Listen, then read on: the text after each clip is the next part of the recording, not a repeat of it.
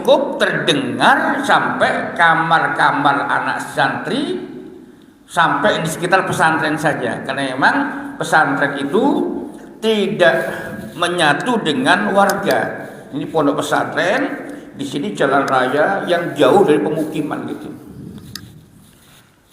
Nah, cuman pondok pesantren di sana pengasuhnya harus ditunjuk oleh pemerintah pusat. Mau dia sekolah Kristen, sekolah Islam, harus ditunjuk dan memang ditunjuk oleh pemerintah pusat. Cuman lagunya lain, Pak.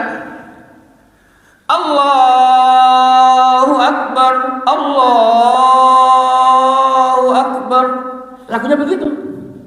Azannya. Hayya 'alas shalah, hayya 'alas shalah. Lagunya begitu aja. Nah, ketika saya pertama kali, mudah-mudahan berubah, saya di Yogyakarta, pas di gedung DPRD ada masjid di depan Malioboro. Nyampe sana zuhur, Allahu Akbar, Allahu Akbar. Lagunya seperti itu. Hayya 'alas shalah.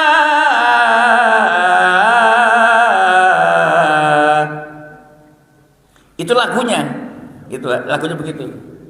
Saya mikir, ini kota Yogyakarta di abad modern lagunya masih menggunakan lagu Kerajaan Mataram. Gitu, Pak. Namun ketika Bapak Ibu ke Mekah Madinah kan beda. Kalau di Masjidil Haram lebih banyak begini. Allahu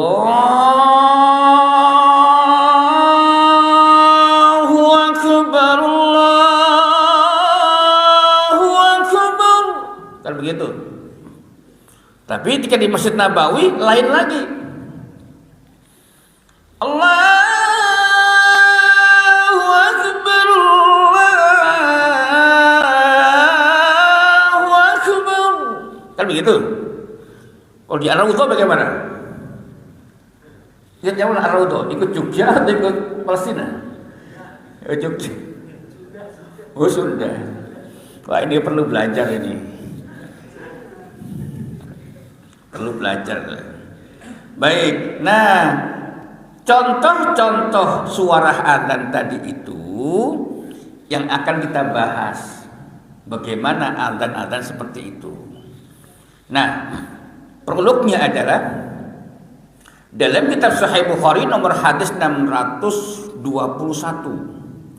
Nabi bersabda, "Man qala hina yasma'un nidaa Allahumma rabb hadhihi da'wati tammah," sampai selesai. Siapa orang yang ketika mendengarkan suara adzan dia jawab adzan Allahu Akbar, Allahu Akbar, kita jawab. Sampai berdoa Allahumma rabb hadhihi da'wati tammah sampai selesai. Kata Nabi, halat lahu syafaati yaumal qiyamati. Orang yang menjawab azan sampai berdoa selepas azan, orang itu kata Nabi berhak mendapatkan syafaatku nanti pada hari kiamat. Ini kemuliaannya begitu, Pak. Kemuliaan orang yang mendengarkan azan. Bahwa orang yang mendengarkan azan dengan seksama, dengan kekhusyuan, menjawab setiap kalimat sampai berdoa itu, kata Rasulullah, halat lahu syafaati yaumal qiyamah. Orang tersebut berhak mendapatkan syafaatku nanti pada hari kiamat. Makanya sahabat-sahabat Nabi itu rumahnya yang 700 meter dari Masjid Nabawi, rumahnya yang 2 kilo, rumahnya yang 4 kilometer, rumahnya yang 7 kilometer, mereka masing-masing berupaya semaksimal mungkin untuk bisa mendengarkan azan di Masjid Nabawi, Pak. Tentu dulu dengan sekarang kan beda. Apa bedanya, Pak Taufik? Bedanya kalau zaman Nabi belum ada speaker. Tentu sekeras-kerasnya suara sahabat Bilal azan, Ummi Maktum azan, tidak akan menjangkau jarak yang 1 kilo, 4 kilo, apalagi 7 kilo tadi itu. Namun tidak menyurutkan para sahabat yang jauh itu untuk bisa mendengarkan azan di Masjid Nabawi. Apa yang diburu oleh mereka? Syafaat Rasulullah. Padahal mereka hidup sezaman dengan Nabi, hidup satu masa dengan Rasulullah, tapi masih memburu syafaat Nabi dengan cara mendengarkan azan dan menjawab azan. Makanya mudah-mudahan kita yang dekat dengan masjid, yang di saat azan berkumandang betul-betul bisa konsentrasi saat itu, sementara handphone tidak kita aktifkan, mungkin ada WA masuk nggak kita jawab, ada Facebook yang terbaru sementara tidak kita buka, dalam rangka al-insat li sima'il adzan wa jawabih, mendengarkan adzan dan menjawabnya. Dalam rangka apa? Dalam rangka menyongsong syafaat Rasulullah untuk umatnya yang betul-betul menjawab adzan dengan baik sampai selesai berdoa. Nah, itu yang pertama. Nah, bagaimana Pak Taufik azan itu sebaiknya dikerjakan? Di azan itu hukumnya sunnah muakkadah. Ada juga yang mengatakan sunnah muakkadah al-kifayah fi haqqil jamaah, bahwa azan itu untuk masjid seperti Ar-Raudhah punya kedudukan sunnah muakkadah al-kifayah. Maksudnya apa? Mendekati wajib. Mendekati tapi enggak sampai wajib gitu, Pak. Itu satu. Nah, kemudian azan itu dalilnya Al-Jumu'ah ayat 9 yang sering kita dengar dari para imam kita.